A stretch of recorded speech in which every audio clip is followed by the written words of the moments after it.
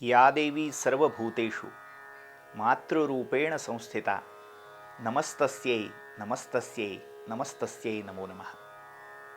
सर्वांना सादर सप्रेम नमस्कार. आपण जागर शक्तिपीठाचा या उपक्रमांतर्गत महाराष्ट्रातल्या शक्तिपीठांविषयी माहिती गेले काही दिवस घेतो आहोत. आज या सगळ्या विचारसत्रामधलं शेवटचं पुष्प महाराष्ट्रातल्या शक्तिपीठांच्या गणनेमधलं ज्याला अर्धपीठ मानलं गेलं ते सप्तशृंग गड, ज्याला वणी असंही म्हटलं जातं. त्या सप्तशृंग गडावरच्या सप्तशृंग निवासिनी देवीविषयी आज आपण माहिती घेणार आहोत. आपण दुर्गा सप्तशती या ग्रंथाविषयी ऐकलेलं असेल. सप्तचिरंजीव आणि त्या 7 चिरंजीवांच्या हून ज्यांना ज्येष्ठ मानलं जातं ते 8वे चिरंजीव म्हणजे मार्कंडेय. अश्वत्थामा बलिर्व्यासो हनुमांश्च बिभीषणः कृपः परशुरामश्च सप्तैते चिरजीविनः सप्तैतान् संस्मरेन् नित्यं मार्कंडेयमथाष्टमम. या 7 स्मरण तर करायचंच आहे, मात्र त्याच्या बरोबरीने जे 8वे मार्कंडेय आहेत त्यांचंही स्मरण सांगितलेलं आहे. मार्कंडेय महाभाग सप्तकल्पांत जीवन आयुरारोग्यमैश्वर्यम देहि मे मुनिपुंगव अशी त्या मार्कंडेयानं प्रार्थना केलेली आहे. या मार्कंडेय महर्षींनी रचलेलं पुराण, सांगितलेलं पुराण म्हणजे मार्कंडेय महापुराण. या मार्कंडेय महापुराणातलाच महत्त्वाचा भाग म्हणजे दुर्गा सप्तशती. यालाच देवी महात्म्य म्हणूनही ओळखलं जातं. तर या दुर्गा सप्तशती अर्थात देवी महात्म्याचा पूर्ण कथाभाग हा ज्या भूमीवर ज्या क्षेत्री घडला तो तीर्थभाग म्हणजे सप्तशृंग पर्वत असावा अशी कल्पना आहे. सप्तशती आणि सप्तशृंग पर्वत याचं काहीतरी एक अस्फुट असं नातं असावं असा कयास अनेकांनी मांडलेला आहे. सप्तशृंग या शब्दाचा अर्थ होतो, शृंग म्हणजे शिखर, ज्या पर्वताला 7 शिखर आहेत किंवा ज्या एका पर्वताच्या अवतीभोवती 7 छोटे छोटे पर्वत किंवा गिरिकंदरा आहेत, त्या पर्वताला सप्तशृंग असं म्हटलेलं आहे. आता या पूर्ण दुर्गा सप्तशती मधला कोणता भाग इथे घडला असावा तर जे मध्यम चरित्र म्हणून ओळखलं जातं. देवीचे 8 अवतार यामध्ये सांगितले, त्यातला सर्वात मुख्य अवतार जो महिषासुर मर्दिनीचा अवतार, त्या महिषासुर मर्दिनीचं चरित्र, तो सगळा प्रसंग कुठे घडला असावा तर ते स्थान हे सप्तशृंग पर्वत मानलं जातं. आज या सप्तशृंग पर्वताचा जर आपण परिसर पाहिला, नाशिकच्या जवळ जे वणी गाव आहे त्या वणीच्या जवळ असणारा हा डोंगर, हा पर्वत, आणि त्या पर्वतामध्ये एका गुहेसारख्या कंदरेसारख्या दिसणाऱ्या भागात हे आदिशक्तीचं स्थान आहे. आपण काल पाहिलं की पूर्णपीठ आणि अर्धपीठ या संकल्पनेमध्ये शिव आणि शक्ती यांचं साहचर्य ज्या क्षेत्रात आहे ते पूर्णपीठ, मात्र या क्षेत्री शिव हा मूर्त स्वरूपामध्ये नसल्यामुळे हे अर्धपीठ मानलं गेलं. मात्र अर्धपीठ याचा अर्थ ते कमी महत्वाचं आहे, गौण आहे असा नाही. किंबहुना पूर्णपीठापेक्षा अर्धपीठाचं महत्व हे किंचित अधिकच म्हणावं लागेल. आपण सुरुवातीच्या भागात पाहिलं होतं की ओंकाराच्या ज्या 3.5 मात्रा आहेत, या 3.5 मात्रामध्ये जी अर्धमात्रा मानलेली आहे ती अर्धमात्रा म्हणजे जाग्रत, स्वप्न आणि सुषुप्ती या 3 अवस्थांच्या पलीकडची ती मात्रा म्हणजेच तुरीया अवस्थेचं प्रतीक मानली गेली, समाधी अवस्था. जी समाधी अवस्था अर्धी जीवदशेत आहे, अर्धी परमात्म दशेत आहे. म्हणून तिला अर्धमात्रा म्हटलेलं आहे. ती समाधी साध्य होईपर्यंत जीवाचं अस्तित्व अणुमात्र लेशमात्र का होईना शाबूत असतं. मात्र ती सिद्ध झाल्यावर जीव हा जीव राहत नाही, तो शिवस्वरूप होऊन जातो. त्यामुळे या अवस्थेला अर्धमात्रात्मिका असं म्हटलं गेलंय. ती समाधी अवस्था आहे, तीच तुरीय आहे. आणि त्याच तुरीया अवस्थेचं प्रतीक म्हणजे हा सप्तशृंग पर्वत किंवा हे शक्तिपीठ असावं असं मानलं जातं. महिषासुर मर्दिनीचं पूर्ण चरित्र आपण जर पाहिलं, महिषासुर नावाचा दैत्य रंभ दैत्याच्या पोटी जन्माला आला आणि त्याचं निर्दालन करण्यासाठी सगळ्या देवांनी आदिशक्तीची प्रार्थना केली. एका कथेनुसार कात्यायन ऋषींच्या यज्ञकुंडातून ही देवी प्रकट झाली म्हणून तिचं नाव कात्यायनी असं पडलं. एका कथेनुसार ब्रह्मा विष्णू महेश आणि बाकी सर्व देवी देवता त्यांच्या शरीरातून ही तेजोराशी एकत्रित प्रकट झाली. त्यांच्या शरीरातले तेजो अंश एकत्र झाले आणि त्याच्यातून ही आदिशक्ती साकार झाली. या आदिशक्तीचा जर रूपाविष्कार पाहिला तर एकूण 18 हात आणि अरुण विग्रह असं तिचं स्वरूप होतं. 18 हाताची ही देवी आणि तिचा वर्ण हा अरुण वर्ण, सिंदूर वर्ण असा सांगितला गेलाय. हिच्या हातामध्ये कोणकोणती आयुध आहेत तर वर्णन असं येतं: अक्षस्रक परशु गदेशु कुलिशम पद्मम धनुष्कुंडिकाम दंडम शक्तिमसिं च चर्म जलजम घंटाम सुराभाजनम शूलम पाश सुदर्शने च दधती हस्तई प्रवाल प्रभा सेवे सैरिभ मर्दिनी इह महा लक्ष्मीं सरोज स्थिता. जी ती महालक्ष्मी स्वरूप आहे. महालक्ष्मी आपण पाहिलं होतं, विष्णुपत्नी महालक्ष्मी आणि शाक्तांची महालक्ष्मी ह्याच्यामध्ये सूक्ष्म असा भेद आहे. तर ही शाक्त संप्रदायामध्ये पूजली गेलेली महालक्ष्मी म्हणजेच ही कात्यायनी, जी 18 भुजा आहे, 18 हाताची आहे, सिंदूर वर्ण आहे. तिचं हे प्रकट होण्याचं स्थान म्हणजे सप्तशृंग पर्वत. इथेच देवीने त्या महिषासुराशी भयंकर असं रणसंग्राम केलं आणि अंती त्या महिषाचा वध केला. या रणसंग्रामाची स्मृती प्रतीक आजही इथल्या भौगोलिक प्रदेशामध्ये आढळतात. सप्तशृंग पर्वताच्या समोर एक विशिष्ट असं गिरीशिखर आहे. त्या गिरीशिखराला एक फार मोठं छिद्र पडलेलं आहे. कथा अशी सांगितली जाते, जेव्हा आदिशक्तीने त्या महिषासुराचा शिरच्छेद केला तेव्हा ते महिषासुराचं महिष म्हणजे रेड्याच्या रूपातलं मस्तक हे तिथून उडालं आणि ते एका पर्वत शिखरावर आदळलं.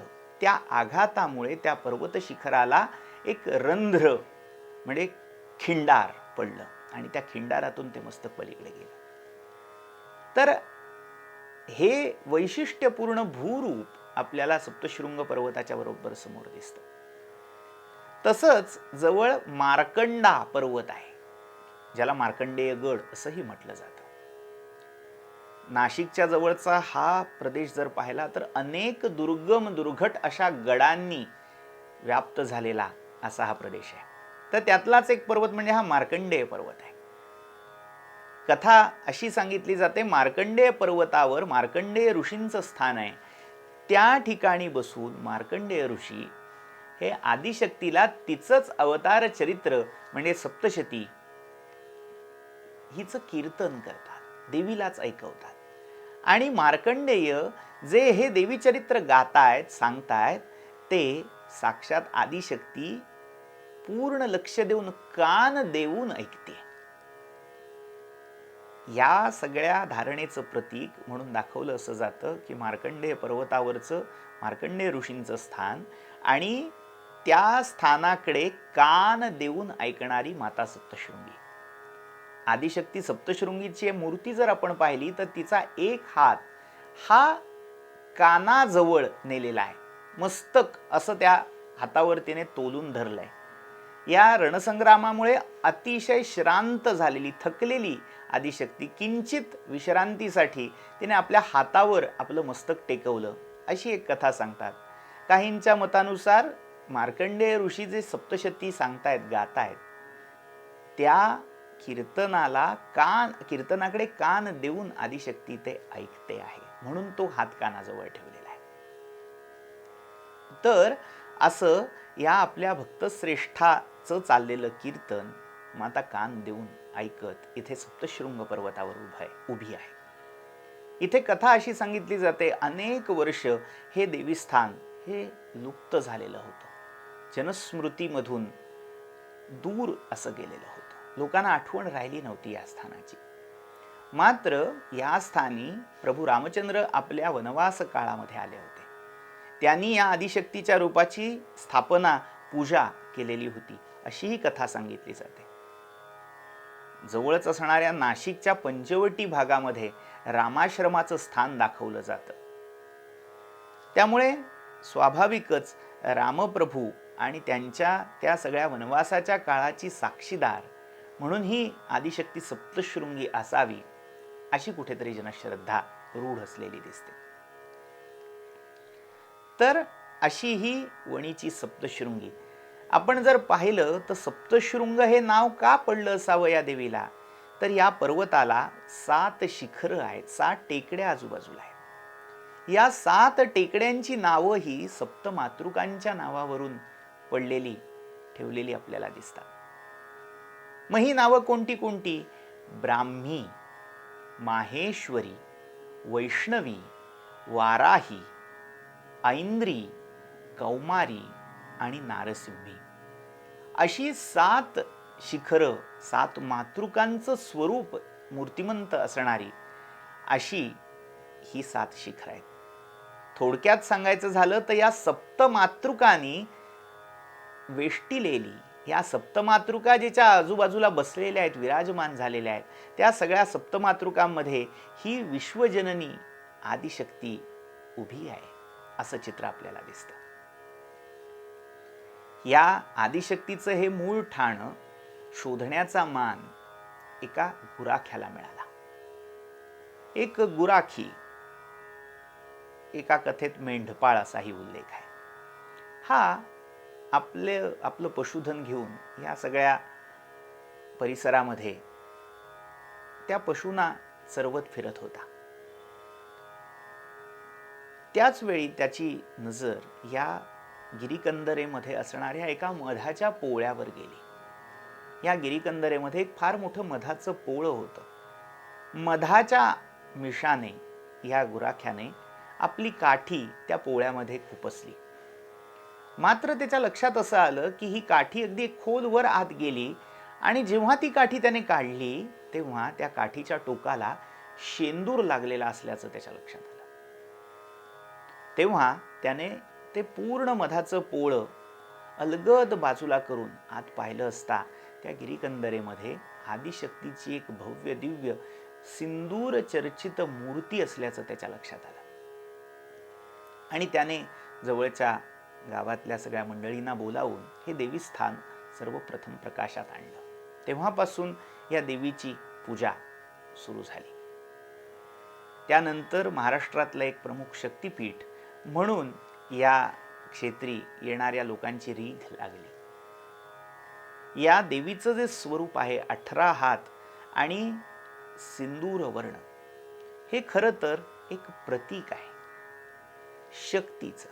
आपल्या ठाई, आपल्या देहाठाई जी शक्ती आहे, जी 18 हाताची आहे. हे 18 हात कोणते कोणते आहेत? तर आपल्या शरीरामध्ये 5 ज्ञानेंद्रिय आहेत, 5 कर्मेंद्रिय आहेत, 5 प्राण आहेत. म्हणजे ही सगळी गणना होते 15ची. 5 ज्ञानेंद्रिय, 5 कर्मेंद्रिय, 5 प्राण आणि त्याच्यावर म्हणजे मन, बुद्धी आणि अहंकार, ही तत्व मिळून 18 हात हे प्रकट होतात. आणि ती आदिशक्ती त्या प्रत्येक जीवाच्या अंतरंगामध्ये प्रकट होत असते. तेच तिचे 18 हात आहेत. तिचा वर्ण कसा आहे तर तो सिंदूर वर्ण आहे, शेंद्री वर्ण आहे. सिंदूर वर्ण हा उगवत्या सूर्याचा वर्ण मानला जातो. उगवता सूर्य अरुण असं त्याला संस्कृतमध्ये म्हटलेलं आहे. तो अरुण वर्ण, तो आरक्त आणि पीत या दोन वर्णांचं मिश्रण असणारा रंग हा वैराग्याचंही प्रतीक आहे आणि अनुरागाचंही प्रतीक आहे. वैराग्य आणि अनुराग या दोन्ही गोष्टी या रंगामध्ये एकत्र झालेल्या आहेत.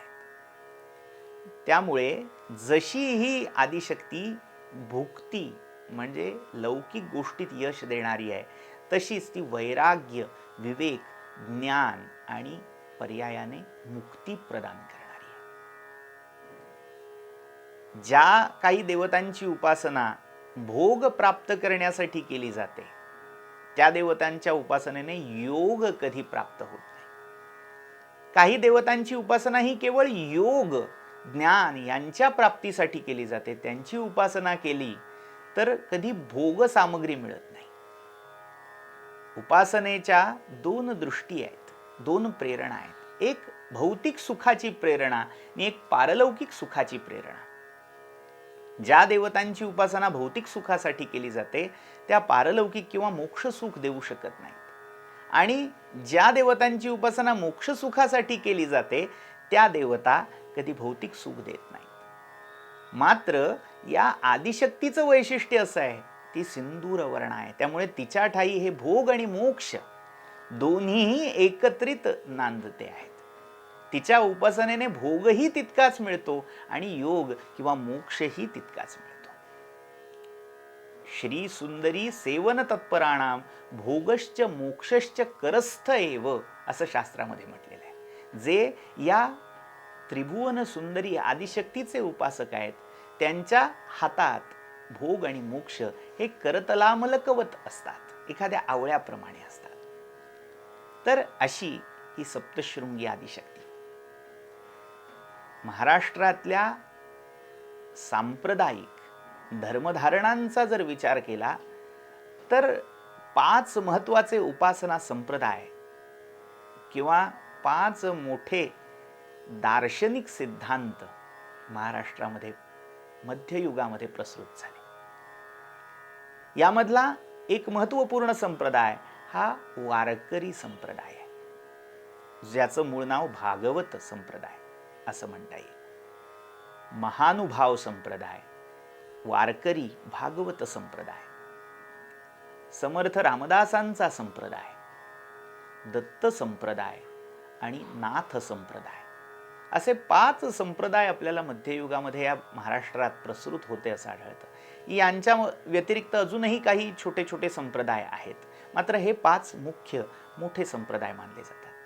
त्यापैकी नाथ संप्रदाय, दत्त संप्रदाय, समर्थ संप्रदाय आणि वारकरी संप्रदाय ह्या 4 संप्रदायांना त्या संप्रदायाच्या प्राचीन इतिहासाला या सप्तशृंग स्थानाची एक जोड मिळालेली आहे. या स्थानाचं महात्म्य या 4ही संप्रदायामध्ये मानलं गेलेलं आहे. कसं ते आपण थोडक्यात पाहूया. वारकरी भागवत संप्रदायाचा पाया ज्या ज्ञानोबा माऊलीने रचला, त्या ज्ञानोबा माऊलींची कुलस्वामिनी आदिशक्ती ही सप्तशृंगी होती. कुलस्वामी त्यांचा त्र्यंबकेश्वर आणि कुलस्वामिनी सप्तशृंगी असावी अशी कल्पना आहे. त्यानुसार ब्रह्मगिरीची परिक्रमा करण्यासाठी आणि सप्तशृंगीचं दर्शन घेण्यासाठी ज्ञानेश्वर माऊली आपल्या भावंडांसहित आणि आपल्या आई वडिलांसहित इथे आल्याचा उल्लेख ज्ञानेश्वर चरित्रामध्ये आढळतो. त्यामुळे वारकरी संप्रदायाचा पाया ज्या माऊलीने रचला त्या माऊलीची कुलस्वामिनी, त्या माऊलीची माऊली असल्यामुळे सप्तशृंगीचं महत्व वारकरी संप्रदायामध्ये विशेष आहे. तसंच ज्ञानेश्वरांचा मूळचा संप्रदाय हा नाथ संप्रदाय आहे. आदिनाथ गुरु सकळ सिद्धांचा मत्स्येंद्र तयांचा मुख्य शिष्य, मत्स्येंद्राने बोध गोरक्षासी केला, गोरक्ष वोळला गहिनी प्रती, गहिनी प्रसादे निवृत्ती दातार, ज्ञानदेवा सार चोजविले. हा गुरुपरंपरेचा अभंग आपल्या सगळ्यांना माहितीचा असेल. यामध्येही नाथ संप्रदायाची चालत आलेली गुरुपरंपरा सांगितलेली आहे. आदिनाथ भगवान शिव यांनी मत्स्येंद्रांना बोध केला, मत्स्येंद्रांनी गोरक्षांना दिला, गोरक्षांनी गहिनी नाथांना तो बोध केला आणि गहिनीनी निवृत्ती, निवृत्तींकडून ज्ञानदेव, अशी ही गुरुपरंपरा चालत आली. हा मूळ नाथ संप्रदायाचा ठेवा, तो हा नाथ संकेतीचा दंशू, असं माऊली 6व्या अध्यायामध्ये ज्ञानेश्वरीच्या म्हणतात. तो हा सगळा नाथ संप्रदायाचा सांकेतिक भाग, मूळ नाथ संप्रदायाचा उगम कुठे झाला असावा याविषयीच्या ज्या अनेक धारणा आहेत, त्यापैकी एक भौगोलिक प्रांत हा ब्रह्मगिरी, त्र्यंबकेश्वर आणि सप्तशृंग पर्वत हाच सांगितला जातो. त्र्यंबकमठीचा नाथ संप्रदायामध्ये असणारा उल्लेख हा त्र्यंबकेश्वरचा आहे. आणि ज्या सप्तशृंग पर्वतावर असणाऱ्या नागचंपक वृक्षाच्या खाली साधना करून मत्स्येंद्रनाथांनी शाबरी मंत्राची सिद्धी प्राप्त केली. खाली असणाऱ्या कमंडलू तीर्थातून स्नान करून ओंजळ भरून पाणी घ्यावं आणि तसंच ती ओंजळ पाण्याची जलांजली घेऊन त्या नागाश्वत्थ किंवा नागचंपक वृक्षाला ते पाणी अर्पित करावं, असा 12 वर्ष कठोर तपाचा उपक्रम मत्स्येंद्रनाथांनी इथे आदिशक्तीच्या सांगण्यावरून केला. या नागाश्वत्थ वृक्षावर ज्या ज्या देवता विराजमान होत्या, त्या सगळ्या देवता 33 कोटी देवतांना मत्स्येंद्रनाथांनी प्रसन्न करून घेतलं आणि त्यांच्याकडून ही मंत्र विद्या, जिचं नाव होतं शाबरी, ती प्राप्त करून घेतली. तर शाबरी विद्येचं उद्गमस्थान म्हणूनही हा सप्तशृंग पर्वत मानला जातो. या विश्वामध्ये जे मंत्र मानले गेलेले आहेत, त्या सगळ्या मंत्रांची संख्या 7 अशी सांगितलेली आहे. 7 कोटी, पुन्हा 7 हा संख्या संकेत आपल्या सप्तशृंग ह्या पर्वताच्या कुठेतरी जवळ जाणार आहे. तर ह्या 7 कोटी महामंत्रांचं मूलस्थान हे सप्तशृंग पर्वत असावेत अशी कल्पना आहे. आणि या सगळ्या मंत्रांची प्रतिपाद्या भगवती अधिष्ठात्री म्हणून ही माता सप्तशृंगी इथे विराजमान झालेली आहे. तर अशा ह्या आदिशक्ती सप्तशृंगीचा उदयोस्तु उदयोस्तु म्हणून जय जयकार करूया आणि या आपल्या जागर शक्तिपीठांचा या उपक्रमाला आज विराम देऊया. ही आदिशक्ती आपणा सर्वांना सुख समृद्धी, धनधान्य, ऐश्वर्य, आत्मिक समाधान देणारी होवो. आपल्या सर्वांना ती आरोग्याचं आणि सर्वात महत्त्वाचं आत्मिक शांतीचं वरदान देणारी होवो अशी प्रार्थना तिच्या चरणी करतो आणि निरोप घेतो. सर्वामुखी जगदंबेचा उदयोस्तु. सर्वांना नवरात्रोत्सवाच्या आणि विजयादशमीच्या अनेक हार्दिक शुभेच्छा.